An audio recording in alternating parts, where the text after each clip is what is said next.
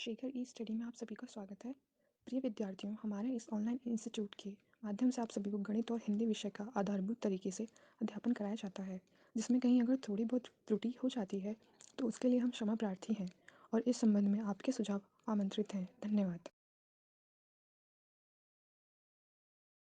Hello दोस्तों, मैं शेखर स्वागत करता हूं आपका अपने YouTube चैनल शेखर ई स्टडी पॉइंट पर। दोस्तों, गणित का पाठ्यक्रम चल रहा है जिसमें हमने प्रश्नता तक अध्ययन कर लिया था। ठीक है, कुछ पार्ट इसके और आने बाकी हैं, उसके बाद प्रश्नता पूर्णतः समाप्त हो जाएगी।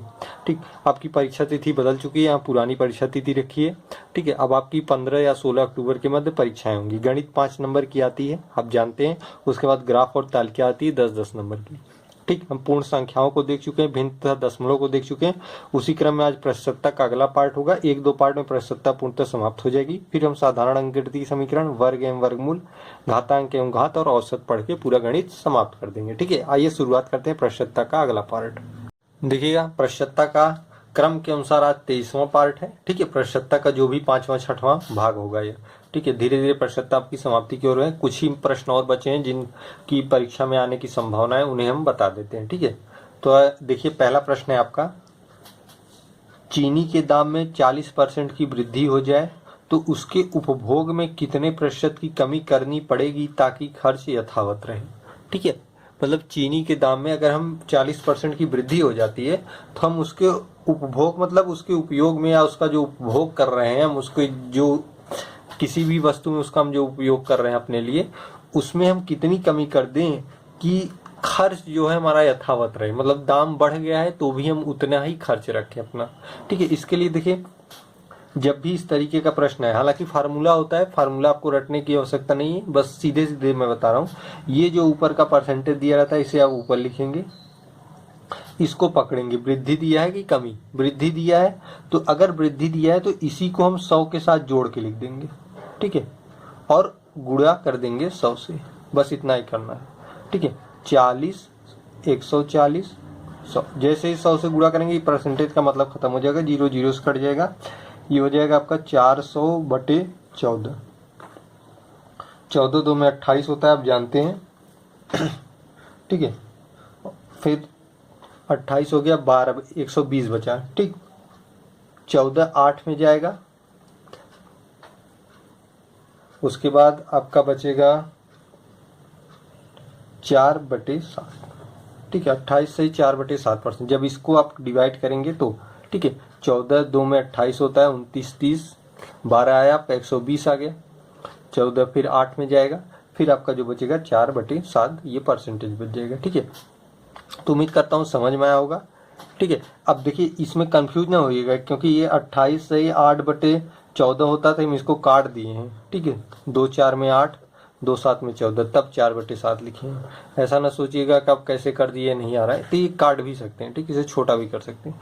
तो इतने परसेंट, कितनी प्रतिशत की कमी करनी पड़ेगी? 28 से 4/7% की कमी करनी पड़ेगी। ठीक, उम्मीद करता हूँ समझ में आया होगा। कैसे कैसे करना है, पहले जो परसेंटेज दिया उसे ऊपर लिखेंगे, फिर वृद्धि हो रही तो उसी परसेंटेज को 100 के साथ जोड़ के 100 का गुणा कर देंगे। ठीक, आपका आ गया।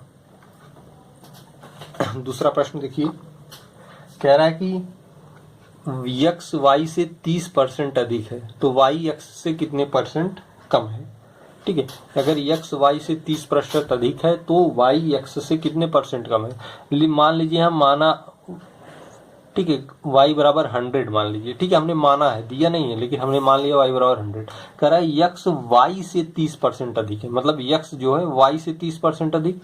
इसका मतलब y अगर क्या है, 100 है, तो अगर 30% अधिक है मतलब इसी में 30 जोड़ दीजिए, तो x क्या है, ये y का 130% है। कितना? y का 130% है। या आप कह सकते हैं x जो है, ऐसे करेंगे तो फिर आपका y रह जाएगा। ठीक है, एक जब आपने y 100 मान लिया, फिर से देखिएगा, हमने मान लिया y 100 है, तो y का 30% अधिक कह रहा है। ठीक है, मतलब x जो है y से 30% अधिक है। अगर y 100 है तो x क्या होगा, y 30% अधिक होगा, तो x होगा 100 + 30 कर दीजिए, 130 होगा। ठीक है, x क्या होगा, 130 होगा। y क्या हमने माना है, 100। अगर y 100 माना है, 30% अधिक x है, तो x क्या हो गया, 130 हो गया। ठीक, फिर कह रहा है तो y x से कितने परसेंट कम है। भाई जब x y से इतना अधिक है तो जाहिर सी बात है y कम होगा। वही पूछ रहा है कितने परसेंट कम है। तो अगर x 130 है, y 100 है, तो अंतर क्या है दोनों का? अंतर दोनों का 130 माइनस 100 कर देंगे, आएगा 30 का अंतर है। किससे तुलना कर रहा है? y x से तुलना करने कर रहा है, तो 30 अंतर है। x का मान कितना है? 130 है, 100 से गुणा कर दीजिए। प्रतिशत का मान पूछा है, प्रतिशत कम। तो ये देखिए 130 100 में 30 का अंतर है, 30 कम है, इसका मतलब 0 0 से कट गया। या आप लिख सकते हैं 300/13। ठीक है, 300/13। अब इसे भाग दे देंगे तो आपका आ जाएगा 13 2 में 26, 4 30, 13 3 में 39, 1 40, 23 सही 1/3%। ठीक है, ये आपका आंसर हो गया 23 सही 1/3%। मतलब एक्स वाई से अगर 30% अधिक है तो वाई एक्स से 23 से 1/13% कम है। ठीक, उम्मीद करता हूँ समझ में आया होगा। आइए अगला प्रश्न देखते हैं। देखिएगा अगला प्रश्न है, एक संख्या पहले 20% कम की जाती है, फिर इस कम की हुई संख्या में 20% वृद्धि की जाती है। परिणामी संख्या मूल संख्या से 20 कम है तो मूल संख्या है। ठीक है, एक संख्या है, माना वह संख्या क्या है? 100 के बराबर है। ठीक, एक संख्या पहले 20% कम की जाती है। कितना? 20% कम। देखिए मैं कम कैसे करता हूँ, ये जो 100 मानते हैं अपने आप में परसेंटेज के रूप में 100% होता है। मैंने आपको बता रखा है प्रतिशत में कोई भी वस्तु अपने आप में 100% होती है। अगर ये 100 है तो ये अपने आप में पूर्ण है, 100% है। ठीक है, अगर 20% कम करना होगा तो 100 में 20 घटा देंगे। ठीक है, 100 में 20 घटा देंगे, क्या होगा? 80 हो जाएगा। शर्तानुसार हमने कम कर दिया, 20% कम, शर्त के अनुसार 80 हो गया। फिर इस कम की हुई संख्या में, मतलब इसकी बात कर रहे हैं, कम की हुई संख्या में 20% की वृद्धि की जाती है। अब देखिए ये 80 क्या है? अपने आप में 100% है भाई। 80 अपने में क्या है? 100% माना जाएगा। ठीक है, मैंने कहा था ना कोई भी वस्तु, अब ये पेन है तो अपने आप में पूर्ण है, 100% है। ठीक, इसमें अगर कैप जो होगा वो कैप भी अपने आप में 100% है। ठीक है, अगर दोनों को साथ लेंगे तो ये दोनों मिला के अपने आप में 100% होंगी। उसी तरीके से देखिए 20% कम कर दिया तो ये 80 भी क्या है? अपने आप में 80 क्या है? अपने आप में पूर्ण है। 80 भी तो अपने आप में पूर्ण है, 100% है भाई। 80 कोई संख्या होती है वो अपने आप में पूर्ण होती है, तो 100% हो गई। अब कह रहा है इस कम की हुई संख्या अर्थात 80 में 20% की वृद्धि की जाए। मतलब 20% की हमें वृद्धि करनी है। किसमें?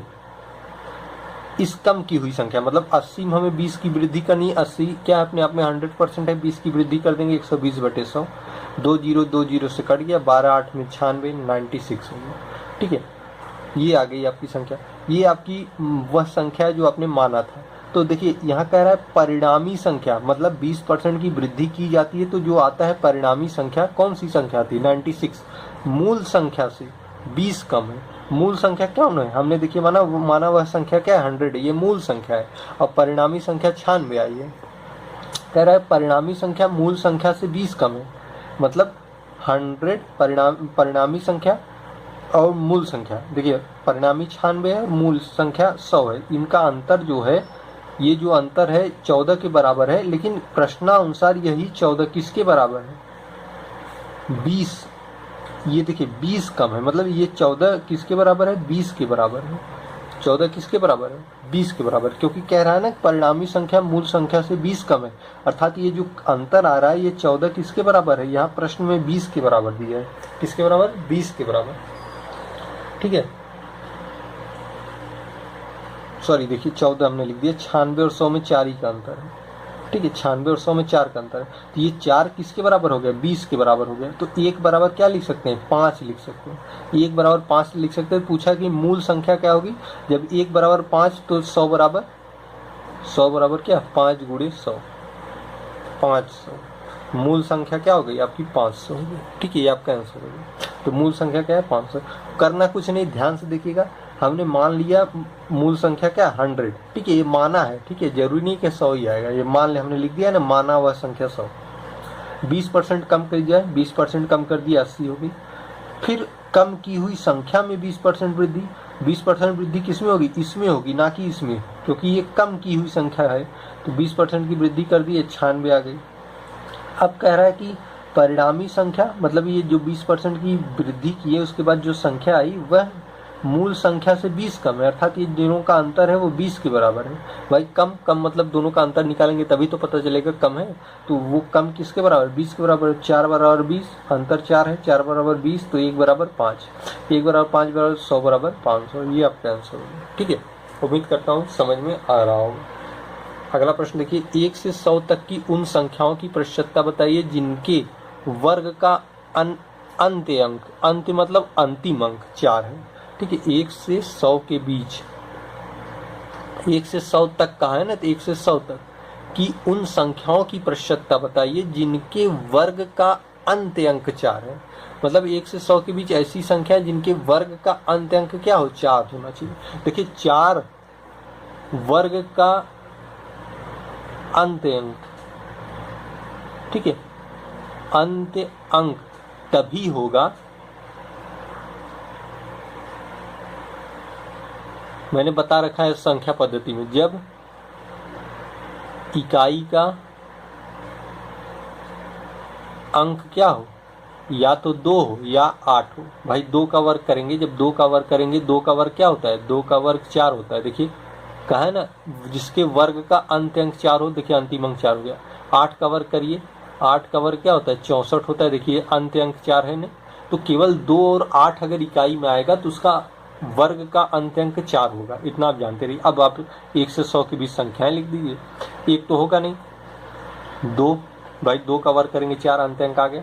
2 के बाद क्या होगा, 4 होगा नहीं, 8 होगा सीधे, 2 8, 8 के बाद फिर 12 होगा, 12 के बाद देखिए 18 होगा। मतलब जो 1 से 10 ले रहे हैं उनके बीच केवल 2 संख्या आ रही है। फिर देखिए 11 से 20 के बीच 2, उस तरीके से क्रम आगे चलता जाएगा, 22, 28, 32, 38, इसी तरीके से चलते जाएंगे हम, 92 और 98। 1 से 100 के बीच में कहा है तो 2 से शुरू हुआ, 98 पे खत्म हो गया। ये कितनी संख्याएं होंगी, आप देखिए 10 के बीच में 2 है, फिर 20 के बीच में 2, 30 के बीच में 2, 40 के बीच में 2, मतलब ऐसा क्रम बढ़ता जा रहा है। मतलब प्रत्येक 10 पे 2 अंक आ रहे हैं। तो आप जान सकते हैं 1 से लेकर 100 के बीच कितने 10 अंकों का ग्रुप होगा, 10 होगा। भाई 10 10 में 100, तो 10 अंकों का ग्रुप होगा। एक में 2 संख्याएं तो 10 गुणे 2, अर्थात कुल संख्या कितनी होगी, 20 संख्या होगी। कुल कितनी होगी, 20 संख्याएं होंगी। ठीक है, लेकिन आपसे पूछा है जिनके वर्ग, उन संख्याओं की प्रतिशतता पूछा है। ठीक है, ये तो 20 संख्यात्मक मान आ गया, इसकी प्रतिशतता पूछा है। तो प्रतिशतता निकालने के लिए क्या करेंगे, भाई 20 संख्या ऐसी हैं, 1 से 100 के बीच 20 संख्या ऐसी है जिनके वर्ग का अंतिम अंक क्या है, 4 है। ठीक है, आपके शर्त के अनुसार हमने यहाँ पे करके बता दिया। ठीक है, लेकिन अब पूछा है कि उन संख्याओं की प्रतिशतता पूछा है, तो 20, कुल कितने अंक हैं, 100 है, प्रतिशत निकालना है, 100 से गुणा कर दीजिए, 100 से कट जाएगा, परसेंटेज में भी 20 ही आएगा। तो ये आपका आंसर हो गया, 20% आपका आंसर हो गया। ठीक है, उम्मीद करता हूँ समझ में आ गया होगा। बहुत अच्छा प्रश्न था, ऐसे प्रश्न एग्जाम में बन सकते हैं, आप इसे लगाने का प्रयास करिएगा। अगर आपको नहीं समझ में आता है, व्हाट्सएप नंबर चलता है, आप कमेंट बॉक्स में भी इसके पूछ सकते हैं, मैं फिर से इसको बता दूंगा। ठीक है, आइए अगला प्रश्न देखते हैं। देखिए अगला प्रश्न है, यदि एक कर्मी का वेतन पहले 15% घटा दिया जाए, तदुपरांत 5% बढ़ा दिया जाए, तो उसके वेतन में कितने प्रतिशत की कमी या वृद्धि होगी। ठीक है, कोई कर्मी मतलब कर्मचारी है, ठीक है, उसका वेतन पहले 15% बढ़ा दिया गया। देखिए 15%, ठीक है, जब भी ऐसा प्रश्न आए पहले प्रतिशत को भिन्न के रूप में बदल लें, 15/100, 5 3 15, 5 2 में 10, 3/20, 15% घटा दिया जाए। ठीक है, इसको ध्यान रखेंगे, घटाना है। तदुपरांत 5% बढ़ा दिया, ये 15 हो गया। 5% बढ़ाने की बात है, इसे भी भिन्न में बदल लें, 5/100, 5 2 में 10, ठीक है, 1/20। ठीक है, ये 2 चीजें आपको प्राप्त हो गई। ये घटाने की बात कर रहा है, ये बढ़ाने की बात कर रहा है, हमने माइनस प्लस से 100 किया है। ठीक है, 15% घटा दिया जाए और 5% बढ़ा दिया जाए, तो उसके वेतन में कितने प्रतिशत की कमी या वृद्धि हुई। देखिए भिन्न के रूप में जो नीचे होता है, हर के रूप में, देखिए ये भिन्न है 3/20, इसमें जो हर होता है ये पूर्व का होता है, और ये जो अंतर होता है वो ऊपर दर्शाया जाता है। जैसे 20 ये पहले का रहा होगा, अंतर इसका 1 का दर्शाया गया। ठीक है, इसको कैसे लिखेंगे, देखिए पहले तो ये 20 था, ये 20 लिखें, ये घटा दिया गया, यहाँ देखिए इसको घटा दिया गया, तो 20 में से आप क्या करेंगे, 3 को घटा के यहाँ लिख देंगे 17। ठीक है, ये पूर्व निर्धारित था, ये अंतर ऊपर आता है, ये पूर्व निर्धारित वेतन था, ये अंतर ऊपर दर्शाता है। ठीक है, फिर देखिए 20, यही वाला 20 है, तदुपरांत 5% बढ़ा दिया गया मतलब 20 और 1 21 करेंगे, क्योंकि बढ़ाया है इसलिए हमने जोड़ा है 20 और 21, ये घटाना है इसलिए 20 में से 3 घटा के 17 लिखा है। ठीक है, अब इसका गुणा कर देंगे, अब 20 में 400 हो जाता है और 21 गुणे 17 करेंगे तो 17 1 में 17, 17 2 में 34, 1 35, 357, मतलब 400 से वेतन 357 हो गया। किस प्रक्रिया में? 15% घटाने के बाद 5% बढ़ाने के उपरांत आपका वेतन पहले 400 था, अब 357 हो गया। मतलब क्या हो गई? कमी हो गई। यहाँ तो आपको पता चल गई कमी या वृद्धि कहा था तो कंफर्म हो गया, कमी हो गई भाई, 400 से 357 हो गया तो कमी हो गई, घट गया। कितने की कमी हुई? तो आप 400 माइनस 357 कर दीजिए, क्योंकि पूछा है ना कितने प्रतिशत की कमी या वृद्धि हुई, तो प्रतिशत निकालने के लिए कमी तो पता चल गई, कमी हुई। पूर्व निर्धारित वेतन नीचे लिखेंगे, गुणा कर देंगे 100 से, अंतर जब ये निकालेंगे थोड़ा सा मैं ऊपर कर दूं, जब 400 में 357 घटाएंगे तो आएगा 43 बटे 400 गुणे 100। ठीक है, 2 0 से कट गया, 4 से भाग दे देंगे, 4 1 में 4, 10.75% आपका आंसर आ जाएगा। ठीक है, बहुत आसान होता है, करना कुछ नहीं होता, बस इस परसेंटेज को दोनों को भिन्न में बदल लीजिए। सर्वप्रथम आज इस प्रतिशत को भिन्न में बदलेंगे। ठीक है, जैसे मैंने बदल दिया 3/20 और 1/20। घटाने की बात की है तो 20 में से 3 घटा के यहाँ लिखेंगे, 20 यहीं लिख देंगे। 5% बढ़ाने की बात की है, 20 तो यहीं लिखेंगे, बढ़ाने की बात है तो 20 और 1 21 करके लिखेंगे। अब दोनों का गुणा कर देंगे, आपको पता चल जाएगा कि बढ़ रहा है कि घट रहा है, क्योंकि यहाँ पे कमी या वृद्धि का है तो यहाँ देखिए अंतर हो रहा है, कमी हो रही, तो आप कमी को लेंगे। अब आपका आंसर कमी में आएगा, बस प्रतिशत कमी निकाल दीजिए, दोनों को अंतर करके पूर्व वाला वेतन गुणे 100 कर दीजिए, आपका आ गया। ठीक है, देखिए एक लास्ट प्रश्न है, इसे भी देख लेते हैं। यदि छूट के साथ, दिख रहा है प्रश्न, यदि छूट के साथ की बिक्री, यदि छूट के साथ बिक्री 3 से 1/2% से घटकर 3 से 1/3% कर दी जाती है तो ₹12,102 की खरीद पर कितना अंतर आएगा? देखिए ये प्रश्न आप लगा के हमको बताएंगे, ठीक है, कि इसका आंसर कितना आएगा। अगर आप नहीं लगा पाते आप कमेंट बॉक्स में पूछ लीजिएगा, मैं अगले वीडियो में इसे बता दूंगा। ठीक है, प्रश्न है यदि छूट के साथ बिक्री 3 से 1/2% से घटकर, मतलब इससे घटकर 3 से 1/3% कर दी जाती है तो ₹12,102 की खरीद पर कितना अंतर आएगा, यही अंतर आपको बताना है। ठीक है, करना देखिए, थोड़ा सा हिंट दे दूं, दोनों का अंतर निकाल के इसी में परसेंटेज से गुणा कर देंगे, आपका आंसर आ जाएगा। ठीक, तो आज के वीडियो में फिलहाल इतना ही, मिलते हैं अगले पार्ट में।